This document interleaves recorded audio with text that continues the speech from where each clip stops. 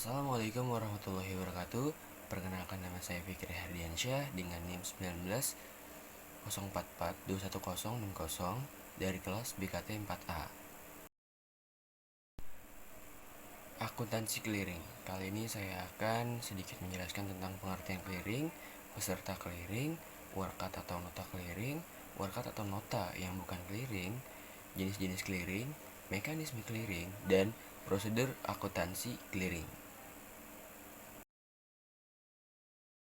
Oke, kita mulai dari pengertian clearing. Clearing adalah suatu tata cara perhitungan utang piutang dalam bentuk surat-surat dagang dan surat-surat berharga dari suatu bank terhadap bank lainnya, dengan maksud agar penyelesaiannya itu dapat terselenggara dengan mudah dan aman, serta untuk memperluas dan memperlancar lalu lintas pembayaran giral. Lalu lintas pembayaran giral itu adalah suatu proses kegiatan bayar-membayar dengan workat atau nota clearing yang dilakukan dengan cara saling memperhitungkan di antara bank-bank, baik atas beban maupun keuntungan nasabah yang bersangkutan. Sedangkan giral adalah simpanan dari pihak ketiga kepada bank yang penarikannya dilakukan setiap saat dengan menggunakan cek, surat perintah pembayaran lainnya, atau dengan cara pemindah bukuan. Selanjutnya yaitu peserta clearing. Peserta clearing dapat dibedakan menjadi dua macam. Yang pertama yaitu peserta langsung, yang dimana bank-bank yang sudah tercatat sebagai peserta clearing dan dapat memperhitungkan workat atau nota secara langsung dengan BI atau melalui PT Transworkat sebagai perantara dengan BI. Contohnya yaitu bank retail dan bank devisa.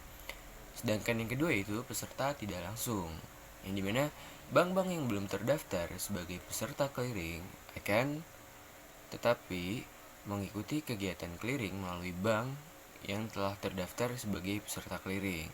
Contohnya yaitu BPR. Selanjutnya yaitu kita bahas tentang workat atau nota clearing.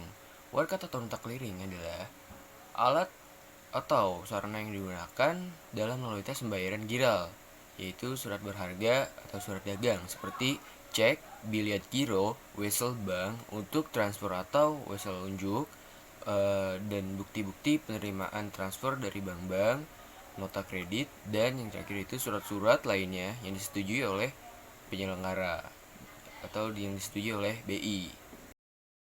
By the way, syarat-syarat yang dapat dikeliringkan yaitu 1. Bervaluta rupiah, 2. Bernilai nominal penuh, 3. Telah terjatuh atau telah jatuh tempo pada saat dikeliringkan, dan yang keempat yaitu adalah telah dibubuhi cap clearing.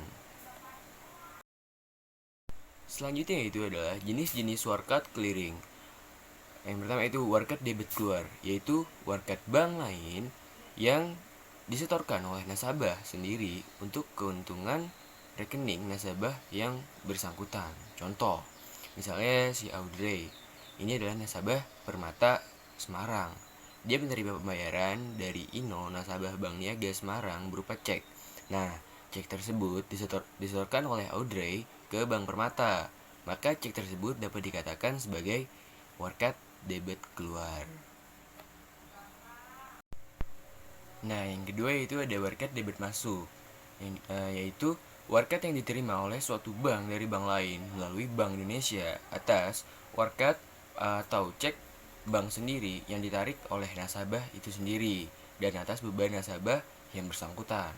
Contoh, bila Bank Permata Semarang menerima cek dari Bank Niaga Semarang atas cek yang telah ditarik Andi, nasabah sendiri, maka cek tersebut merupakan workat debit masuk bagi Bank Permata.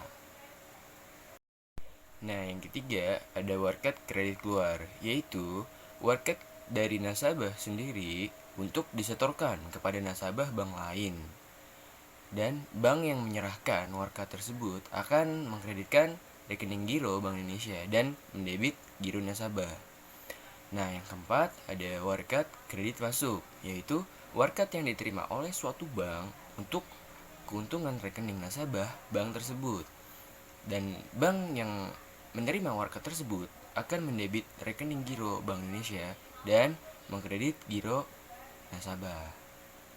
Jadi seperti kayak kebalikannya gitu. Nah, pembahasan selanjutnya itu adalah tentang warkat yang bukan clearing. Yang pertama itu warkat-warkat yang belum memenuhi syarat-syarat warkat clearing. Nah, yang kedua, penyetor warkat kepada penyelenggara untuk keperluan penyelesaian saldo negatif atau saldo debit. Nah, yang ketiga itu penyetoran warkat kepada penyelenggara untuk pelaksanaan transfer dalam rangka pelimpahan likuidasi dari suatu peserta kepada kantor-kantor cabang yang lain. Dan yang terakhir itu penyetoran-penyetoran lain yang diterapkan Bank Indonesia berdasarkan kebutuhan. Selanjutnya kita bahas tentang jenis-jenis clearing. Yang pertama itu clearing umum. Clearing umum adalah sarana perhitungan warkat-warkat antara bank yang pelaksanaannya telah diatur oleh Bank Indonesia. Yang kedua yaitu adalah clearing lokal, yang dimana sarana perhitungan warkat-warkat antar bank yang berada dalam suatu wilayah clearing atau wilayah yang ditentukan. Yang ketiga yaitu adalah clearing antar cabang. Clearing antar cabang ini adalah sarana perhitungan warkat antar kantor cabang suatu bank peserta yang biasanya berada di dalam satu wilayah kota. Nah, clearing ini dilakukan dengan cara mengumpulkan seluruh perhitungan dari suatu kantor cabang untuk kantor cabang lainnya yang bersangkutan pada kantor induk yang bersangkutan.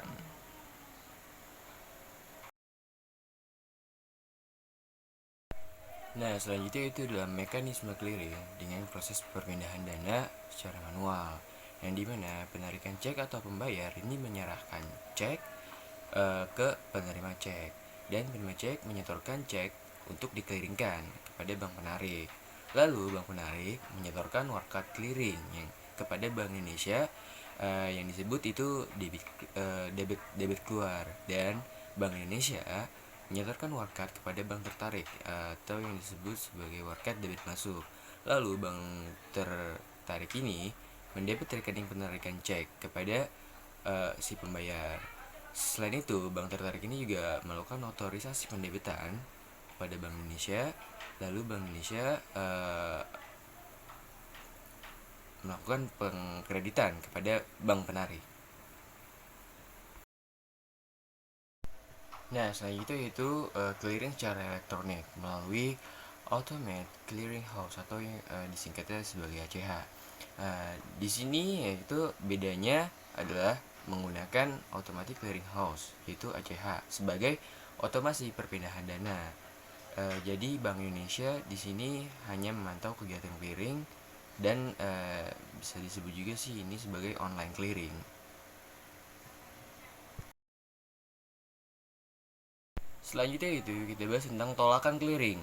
Tolakan clearing merupakan ketidaksediaan bank tertagih untuk membayar tagihan masuk oleh karena sebab-sebab tertentu, yaitu 1. Saldo tidak cukup. 2. Rekening telah ditutup.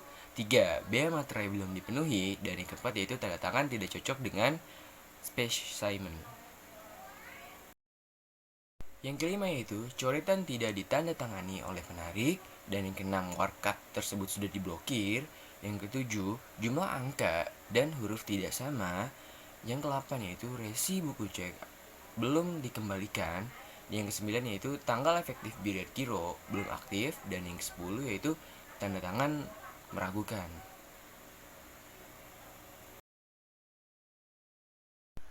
Selanjutnya yaitu ilustrasi clearing. Nah, misalnya Tuan Sigit adalah seorang nasabah giro pada Bank Omega cabang Jakarta. Ia membeli barang dari Nyonya Dita, yang dimana Nyonya Dita ini adalah nasabah giro Bank ABC cabang Jakarta, seharga 30 juta rupiah. Nah, Tuan Sigit ini membayarnya dengan menerbitkan cek Bank Omega. Lalu ilustrasi kegiatan clearing dapat dijabarkan sebagai berikut.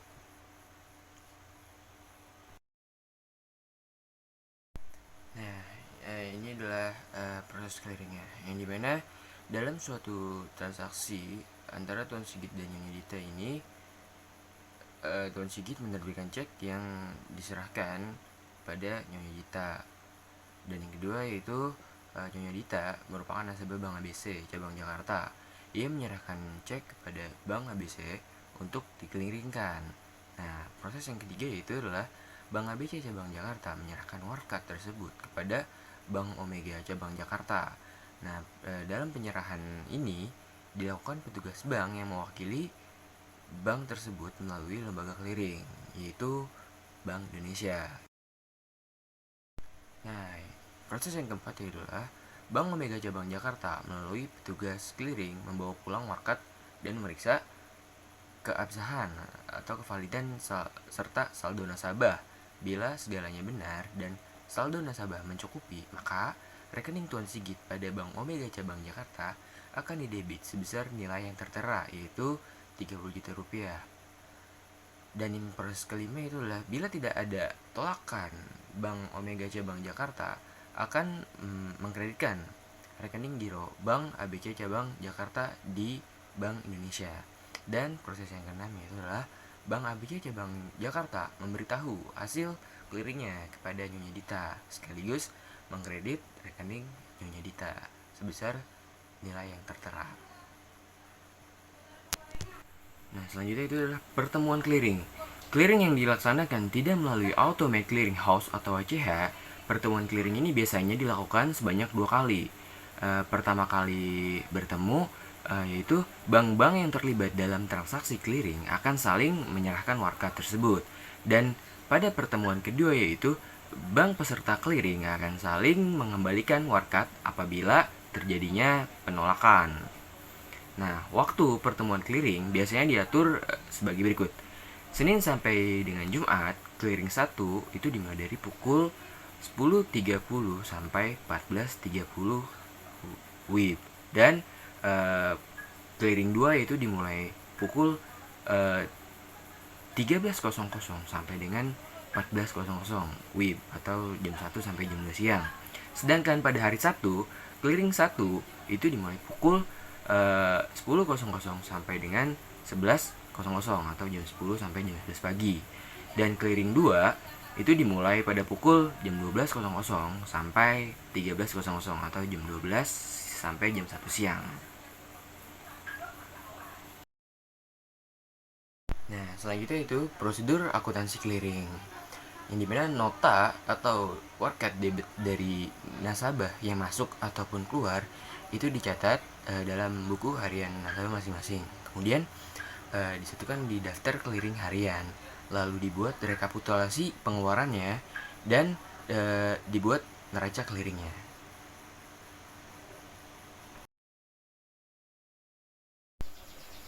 Akuntansi transaksi clearing. Kembali ke ilustrasi clearing pada saat Bank ABC menerima warkat giro dari Bank Omega, kedua bank akan mencatat transaksi clearing tersebut sebagai berikut.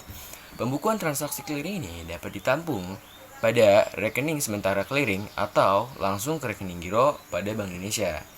Pada Bank ABC cabang Jakarta, yaitu pada saat diterima warkat dari Tuan Sigit untuk disetorkan ke rekening giro Nyonya Dita, yaitu di debitnya ada clearing sebesar 30 juta rupiah dan di kreditnya itu adalah giro rekening Nyonya Dita sebesar 30 juta rupiah. Setelah diketahui hasil baik, biasanya pada waktu clearing kedua, rekening clearing itu akan dihilangkan.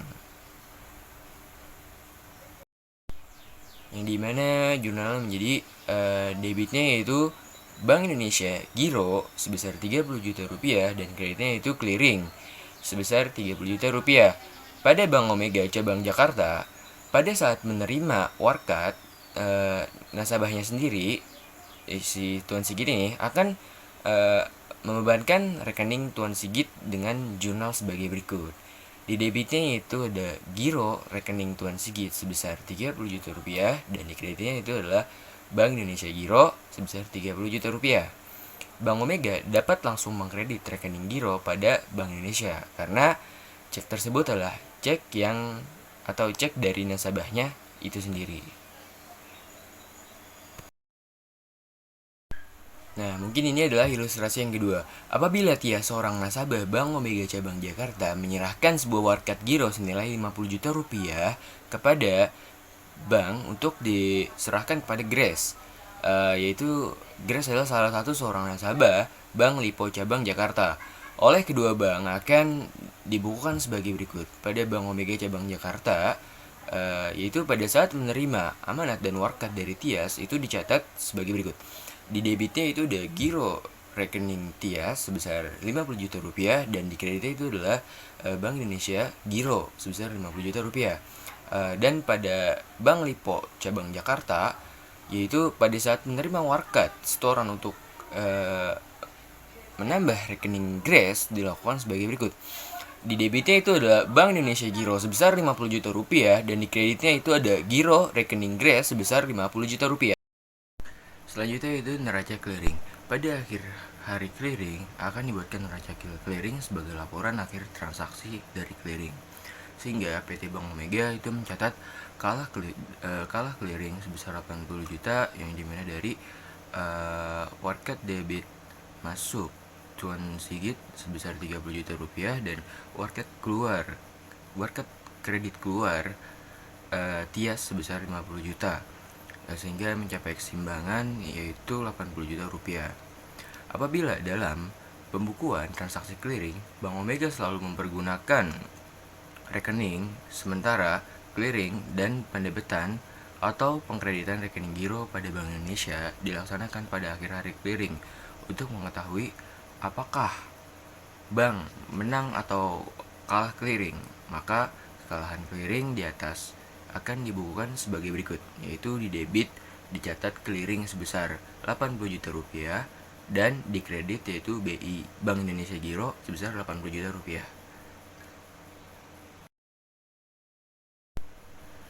Dari sudut Bank Indonesia tidak akan terdapat selisih pendebitan maupun pengkreditan rekening giro masing-masing bank peserta clearing, yang dimana bisa kita lihat nama bank yang kalah clearing yaitu Bank Omega sebesar 80 juta rupiah dan nama bank yang menang clearing yaitu ada Bank ABC sebesar 30 juta rupiah dan Bank Lipo sebesar 50 juta rupiah, sehingga jumlah di debitnya itu ada 80 juta rupiah dan di kreditnya juga 80 juta rupiah.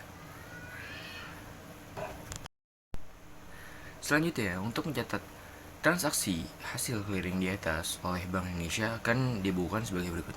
Di debit giro Bank Omega sebesar 80 juta rupiah dan di kreditnya itu ada Bank ABC 30 juta rupiah dan giro Bank Lipo sebesar 50 juta rupiah sehingga menjadi balance. Melalui kalah atau menangnya clearing ini oleh Bank Indonesia akan dipantau saldo minimum dari reserve requirement. Bila suatu bank reserve requirement-nya lebih rendah daripada apa yang seharusnya dipelihara, maka kepada bank yang tidak memenuhi persyaratan tersebut akan dikenakan denda oleh Bank Indonesia. Menang dan kalah clearing. Jika ia menang clearing itu apabila warkat debit keluar ditambah warkat kredit masuknya itu lebih besar daripada warkat debit masuk ditambah warkat kredit keluar. Dan jika clearing itu kalah apabila warkat debit keluar ditambah warkat kredit masuk itu lebih besar daripada warkat debit masuk ditambah warkat kredit keluar. Nah, misalkan di kreditnya itu ada penyerahan cek atau bilet giro bank lain itu di debit itu kita masukkan sebagai angka nomor 1 dan kreditnya itu penerimaan nota kredit dari bank lain itu kita sebagai nomor 2 dan di debitnya itu ada di debit lagi penerimaan cek atau bilet giro bank sendiri kita sebagai nomor 3 dan kreditnya itu ada penyerahan nota kredit kepada bank lain itu kita tandai sebagai nomor 4.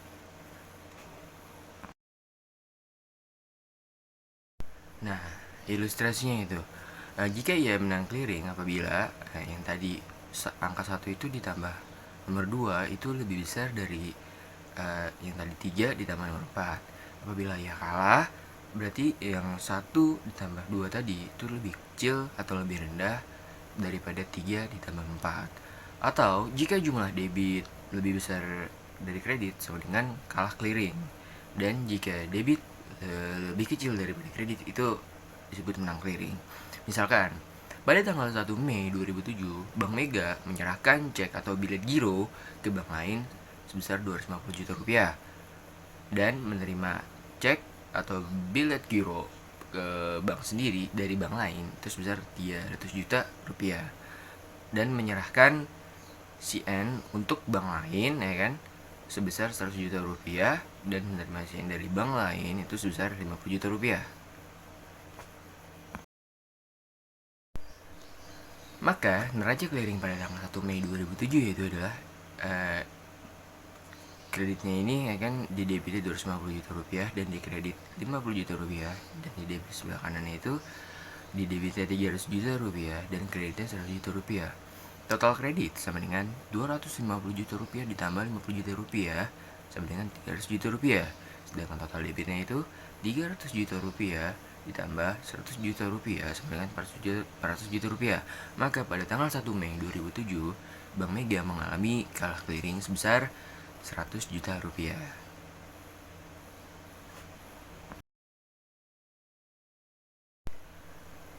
Akuntansi clearing otomatis, ya. Yang dimaksud dengan clearing otomatis adalah terjadinya pertukaran data secara elektronik melalui pemrosesan dengan mesin dalam bentuk standar yang telah diformat terlebih dahulu. Selain itu, pemrosesan elektronik juga melibatkan pengiriman media penyimpanan data komputer. Nah, media ini merupakan media utama transaksi clearing yang otomatis atau lazim dikenal, yaitu Automatic Clearing House atau bisa disingkat sebagai ACH. Dalam pemrosesan data secara elektronik ini, mesin akan membaca Magnetic Ink Character Recognition atau MCR pada setiap lembar cek dari nasabah tersebut.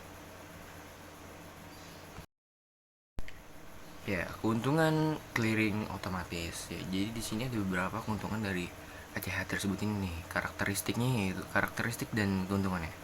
Karakteristiknya itu biaya. Keuntungan itu adalah rendah, bahkan dapat bisa menjadi sangat rendah. Namun ada karakteristik yang kedua yaitu notifikasi. Itu keuntungannya tidak ada dan karakteristik konfirmasi itu tidak perlu, ya kan? Dan karakteristik pelaksanaan itu pemindahan dana di hari berikutnya dan karakteristik jenis transaksi itu menggunakan batch dan karakteristik nilai ekonomisnya itu biaya tetap tinggi tetapi tidak ada masalah dengan volume yang tinggi. Dan kemudian terakhir yaitu keamanan itu sangat penting. Dan Oke, dalam pelaksanaan kegiatan clearing secara otomatisasi melalui ACH atau Automatic Clearing House, bank penarik tidak perlu bertemu langsung dengan bank tertarik. Bank peserta clearing yang terlibat dalam transaksi clearing akan saling mengclearingkan warkat-warkatnya melalui media elektronik atau komputer yang online dengan ACH. Warkat secara fisik akan dikirim langsung ke Bank Indonesia untuk tujuan pengendalian dan pemantauan kegiatan clearing ACH. Bank penarik akan bersikap lebih agresif dalam melakukan clearing keluar atas warkat debit keluarnya.